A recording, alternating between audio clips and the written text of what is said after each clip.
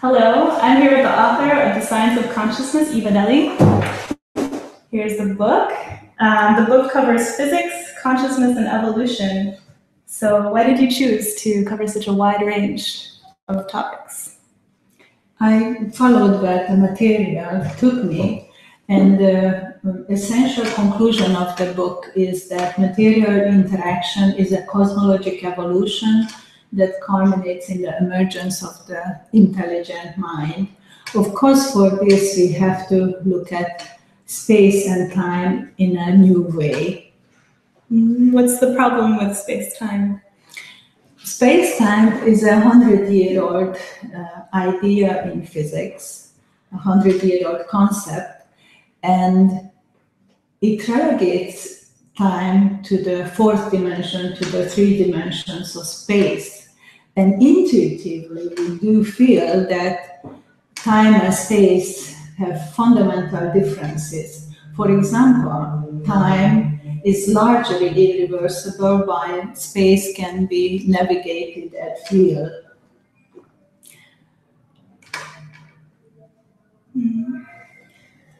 All right.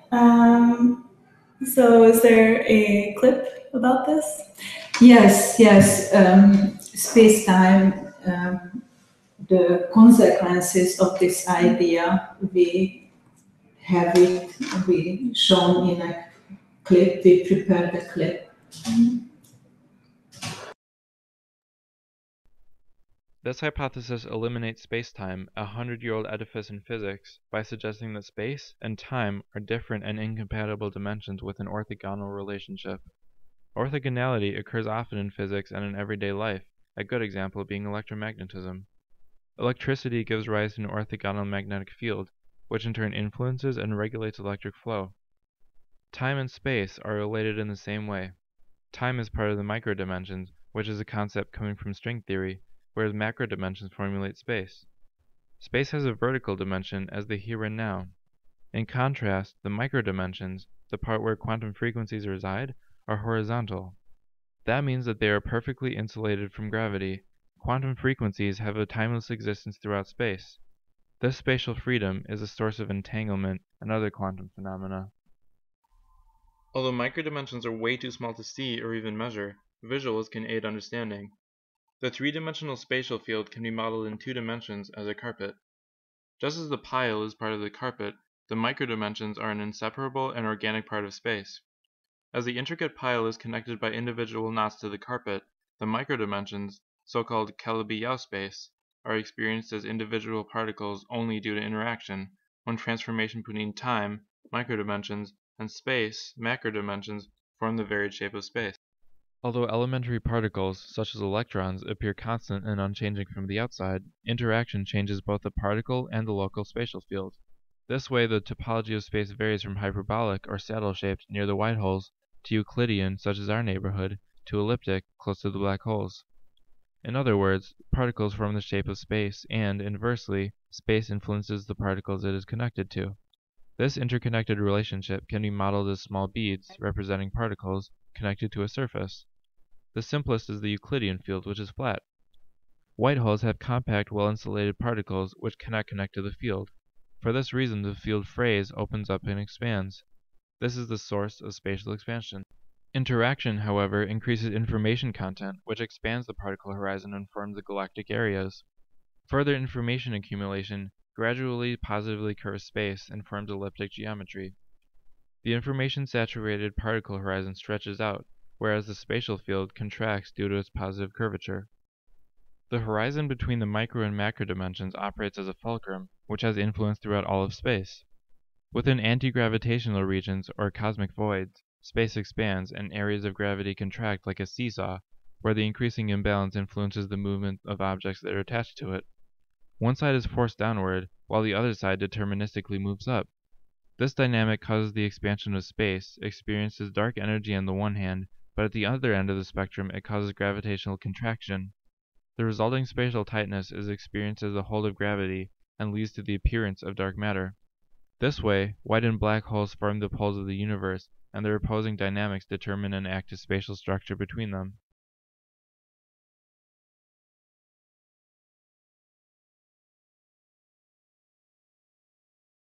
white holes are considered hypothetical. Why do you take them seriously in your book?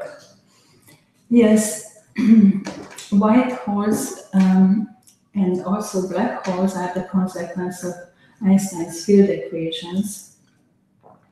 Very simply, white holes are objects that not even light can escape from, and white holes are objects that even light is deflected from. And if there is a so-called Page-and-Hooker mechanism of static time that was proven in 2013 by Moreva and her colleagues, which shows that the universe appears static and unchanging for an outside observer, but for inside participants, entanglement entails a kind of clockwork evolution, time-like evolution. And if we look at energy conservation, then it would mean that entanglement should form opposing and complementary energy states, which over time should form polar states, polar opposite states in the universe. And these are, we recognize in this, the white and the black holes. Now, black holes were hypothetical for decades before their existence was proven. And since white holes are much more difficult, would be much more difficult to find and observe because incoming light rays would be deflected from them, I don't think that we should discard their existence. And indeed, it seems that they should be somewhere there. Okay. So I was wondering, what are microdimensions? Can you explain those? Yes, microdimensions, of course, is the suggested by string theory, and which says that energy vibrations materialize as particles or matter. And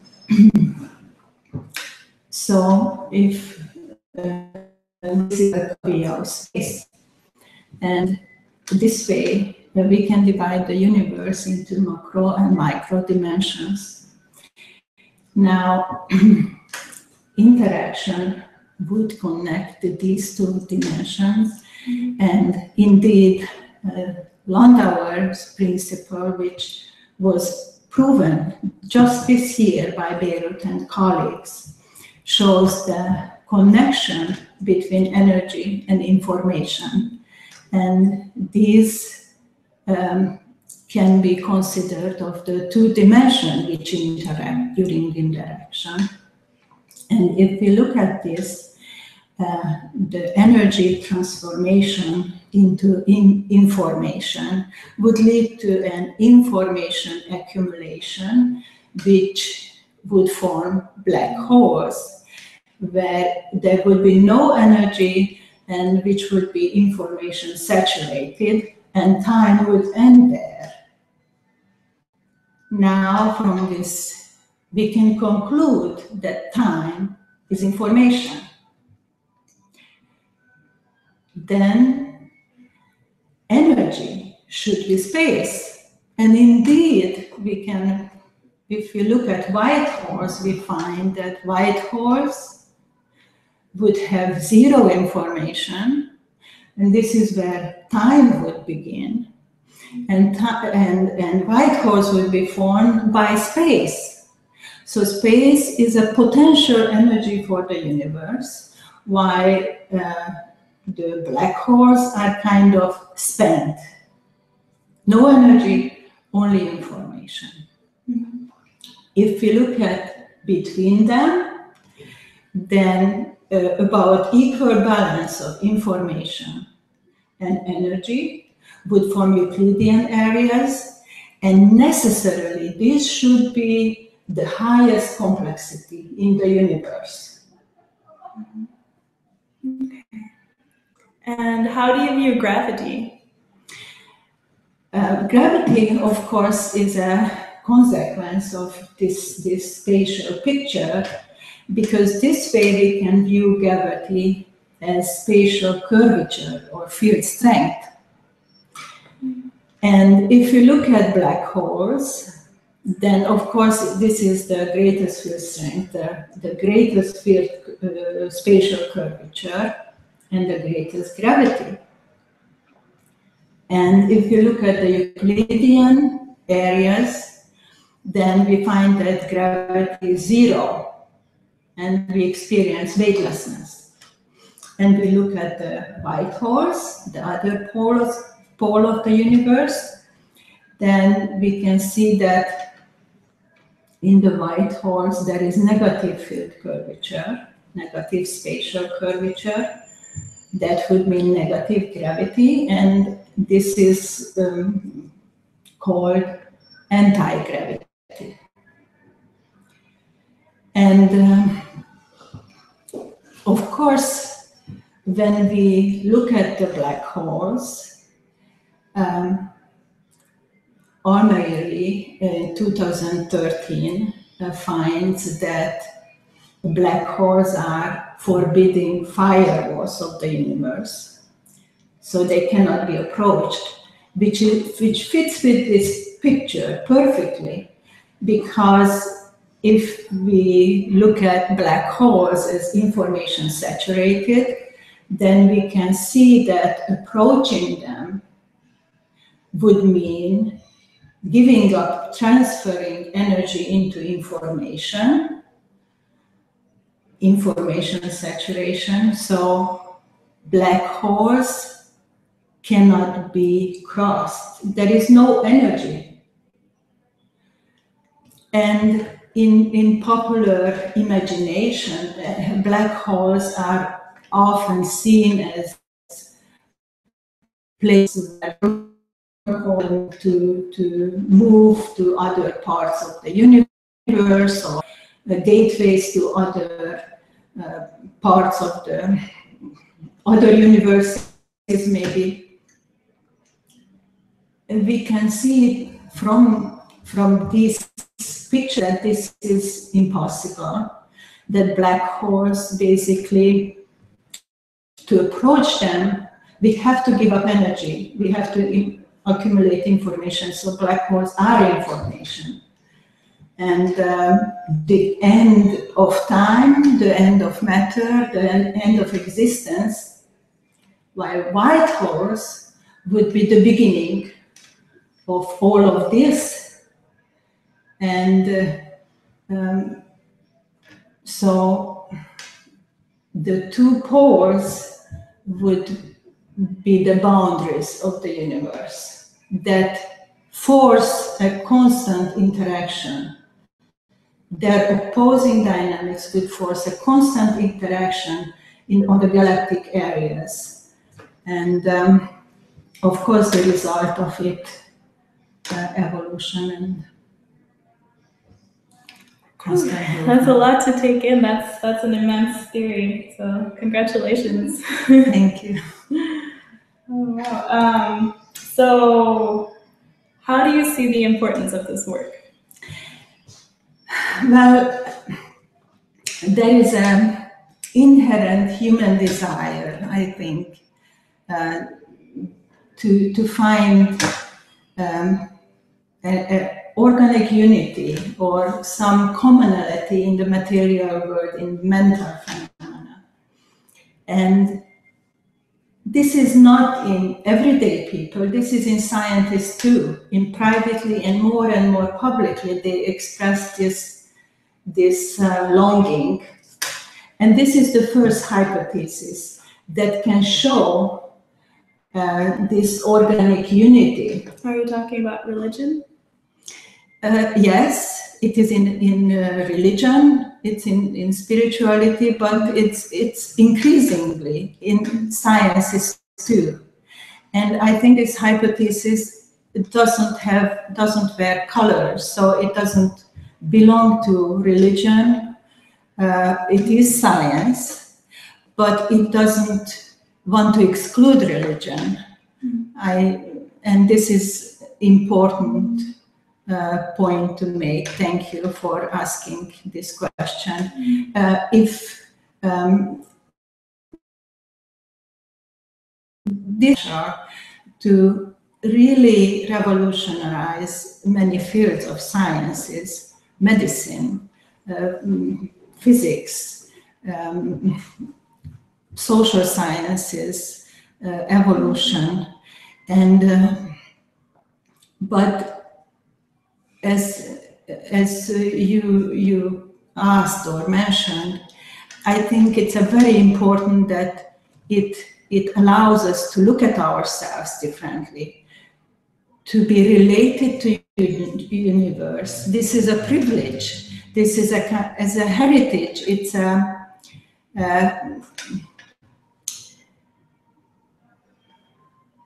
makes us more important and not just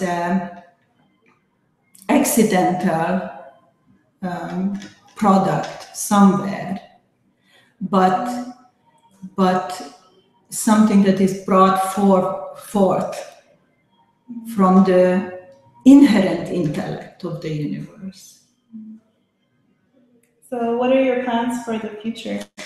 Well, I would like very much to have scientific collaboration, to develop scientific collaborations, because this is the next step to find, to verify the hypothesis, of course, and to work out the details, not only in the areas of evolution and consciousness research, but in physics, to find the physical, the mathematical basis of this hypothesis is the next step, and I am actively seeking collaboration with scientists, yes. Okay, well, thank you very much.